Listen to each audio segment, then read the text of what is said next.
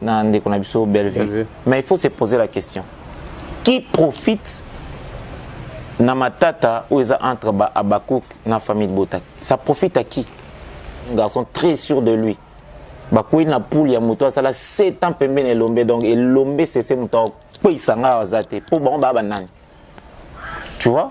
Donc je dis ceci, non tanga ba kombo, moi que non tanga ba kombo, na bi li solo o na ka pas président bobo li solo o e bimi na mnoga Gatsby na linda to zena bango donc non banga mutute pour na romi kit ça na point na te.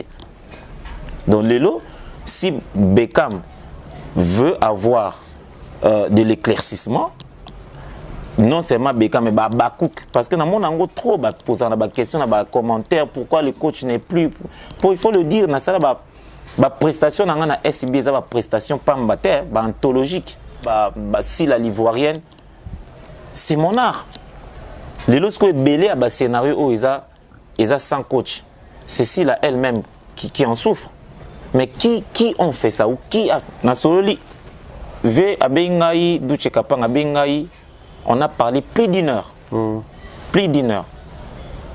Et voire même s'est posé la question de savoir, à se plaigner qu'il n'est pas président d'Ouché, d'accord, ça bali à Bengsingate. Oui, na bali na Bengsingate parce que je ne peux pas concevoir que Moutou Oyazo se pernangate, n'est-ce pas? Dans une invitation à mariage, mais elle peut se faire beaucoup des idées dans la tête. Oui. Comment est-ce que le courant ne passe pas pendant invité à la mariage?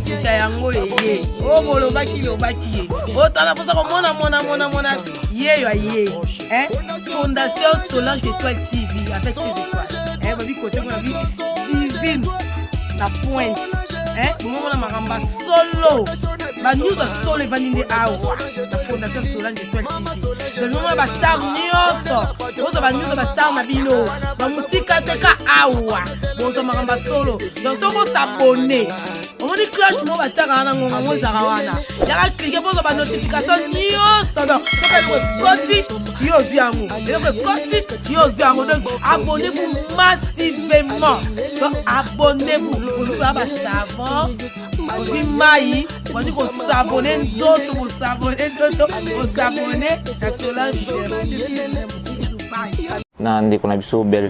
Mais il faut se poser la question. Qui profite na matata ou entre Abakouk dans la famille de Botak? Ça profite à qui? Un garçon très sûr de lui.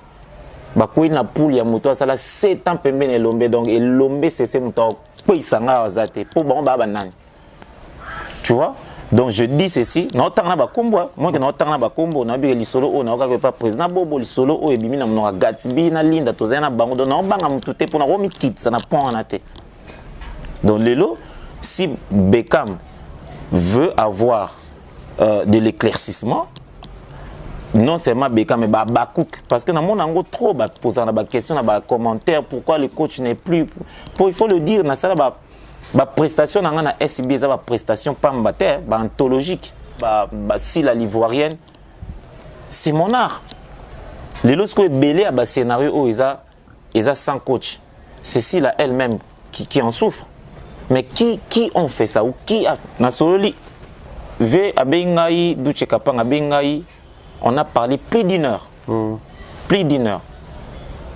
Et voire même s'est posé la question de savoir, à se plaigner qu'il n'est pas président d'Ouché, d'accord, ça bali à Bengsingate. Oui, na bali na Bengsingate parce que je ne peux pas concevoir que Moutou Oyazo se pernangate, n'est-ce pas? Dans une invitation à mariage, mais elle peut se faire beaucoup des idées dans la tête. Oui.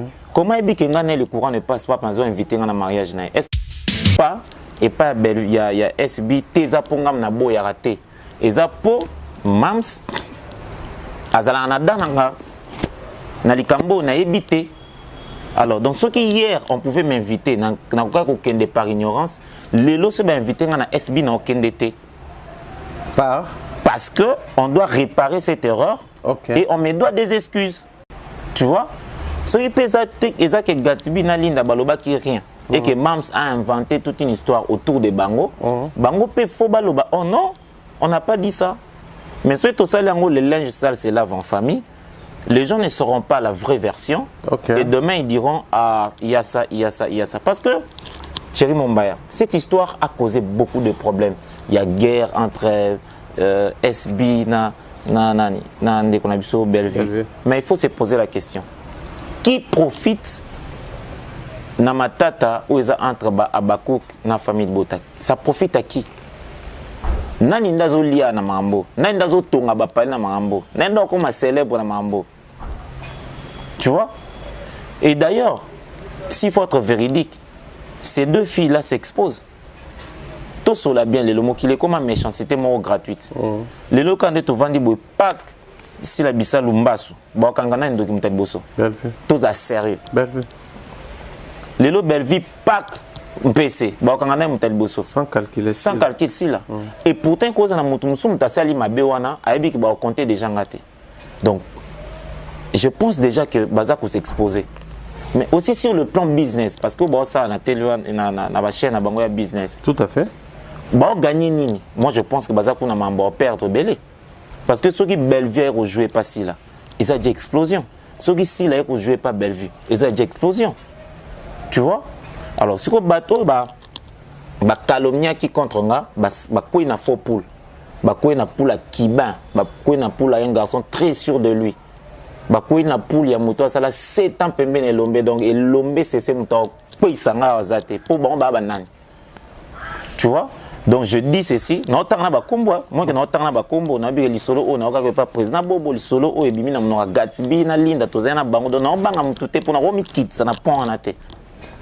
Donc lelo si Beckham veut avoir de l'éclaircissement, non seulement Beckham mais Bakouk parce que dans mon angle trop poser la question dans commentaire pourquoi le coach n'est plus il faut le dire dans ça la prestation dans la SB ça prestation pas mbater anthologique jalousie maladive pièce aura si la l'ivoirienne c'est mon art les lorsque belé à scénario ils a sans coach c'est si là elle-même qui en souffre mais qui ont fait ça ou qui a fait ça. Il faudrait que cette personne soit placée sur la place publique pour enseigner où continuer à tisser le feu, à tisser la moto entre les filles et les fainéants. Tu vois? Donc, moi, Thierry Mombaya, je n'ai pas de problème, genre, Mams, mais c'est mon respect que je protège. Mais en tout cas, à ce qui concerne mon respect, je suis intraitable. Très bien. Je pense que le message est tellement clair et surtout adressé également à Mams Silabissalo. Si seulement elle a la possibilité de rejoindre positivement, elle va essayer d'entrer en contact avec l'artiste directement, pas par le biais. Parce qu'on met tout ça.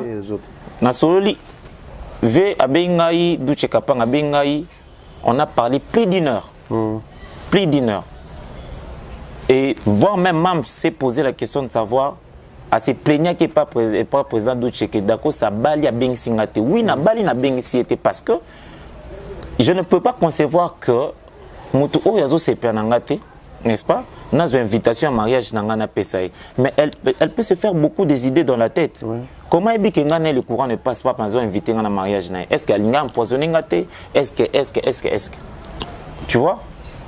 Déjà, j'ai invité dans mon mariage religieux, la soirée dansante à 20 d'honneur, j'ai invité Gatsby et Linda. Mais Linda n'est pas venue parce qu'elle a eu un coup de fil. Moi, bien ouais, à ses maquillages, penza, tout ça, mais elle a eu un coup de fil, a été. C'est le coach, hein? C'est le coach. C'est le coach. Je n'ai pas besoin de Linda pour que mon mariage est kangatoile. C'est le coach. Mais en bref, aïe quand même té. Parce que lobby souvent moni quelque chose. Mais pourquoi coach n'invite pas Linda? Mais ils ne savent pas. Tu vois? Ils ne savent pas, Thierry. Donc je ne pouvais pas passer mon invitation et pas si la Bissalou, tout en sachant qu'il n'y a pas un courant qui passe. Que les gens souffrent que Dacosta soit vrai. Ouais. Je suis un garçon vrai. Parce que Naïbi Kata porte tout, il y a ma chaîne, et Kangami, je veux amener ces gens-là vers moi à la maison, à parler, à la connaissance. J'en suis capable. On a dépendant de la chaîne, on a mis balété au SB, au si la les quoi, famille Bota, non. Si je suis chouchou, il y a famille Bota, c'est parce qu'elle n'a pas le personnage comme il se doit. Papa, ça a un cadeau pour nous. Baby, que c'est au bengi dako awa makambweza. Tu vois, on a pleurniché personnage. Je fais pas ça. Je fais pas ça. Je suis le coach. Je suis coach, il y a blague. Tu vois, alors, j'ai une hypocrisie, il faut tout tikango. Il faut tout tikango. Qu'on insulte, qu'on fasse quoi. Moi, je m'en tape, quoi. Je m'en tape. C'est que je suis, je le connais, naïbi boulot, très bien. S'il n'y a pas le respect, il n'y a pas de respect. Na ubengande konanga te aussi longtemps na ebikere na opesa invitation ba jo azan dokito ni alinga lié sanga ni na invite. Non, ce toza bien. Na oye pas na obi beka mwana a gérer voir même ba conflit mon sous na za fiancé na momi na ngoye ke beka mta gérant. OK. Mais je suis devant mon Dieu. Abing pena moi stanga likamni tika mangambo. Tu vois? Beka mwana yebi ngai avant eba gatibi avant eba linda. Parce qu'elle m'a vu commencer ma carrière dans le groupe Simba. Okay. Donc ce n'est pas d'esprit saint dans le mariage ça doit me choquer. Mais j'étais contraint de ne pas le faire pour n'habiter une mère au Kansanini. Tu vois? Et c'est après que j'apprends, non? C'est parce que tu as voulu Kolongola, Gatsby, Nalinda, na SB. Mais je me dis, mais oui, que les Kamabongo se commettent Bekam na mato ya Robenganga 2 secondes car à gazenga yol no sani non. Mais na obima mbamo bon marché. Mais pourquoi elle n'a pas fait ça? Tu vois? De ce comme na capacité à sepela na bato ba ko tonga bato pa na bango. Voilà pourquoi ba comme na niveau ba confier à boy. OK. Vous comprenez? Oui. Il faut baser na force, baser na kilo, il y a dénoncer makambo sur la place publique ndinga en sango aw. Comme ça soit Gatibi mtama ambwana. Il faut publier bango comme ça Gatibi rotika. So linda mtana makambwana, il faut publier bango linda rotika. So pesa bango bali teza mutumsu, cette personne doit être mise à nu. Tu vois? Oui. Il faut être un garçon comme moi pour le faire. Très bien. Et moi je mets fin à ça. Ce qui Beckham sincèrement les locaux m'appellent na SB, ce qui hier non banelango bien. Ce hier n'engana kende par ignorance, les lots n'ont quitté jusqu'à ce que grande sœur Nanga à mettre clair sur cette affaire, on dénonce cette personne-là, pour remettre à l'ordre, c'est bon. Très important. On va retourner du côté de la régie pour prendre un élément. Je pense que c'était le tout dernier film où ils ont ça la virale et une partie des vidéos d'Acosta. Nous allons retrouver tout juste. Voilà la vidéo, voilà. Nous allons suivre la vidéo. Beau abonné, tous abonnés, pas abonné. Fondation Solange Étoile TV, on va tous abonner à massivement.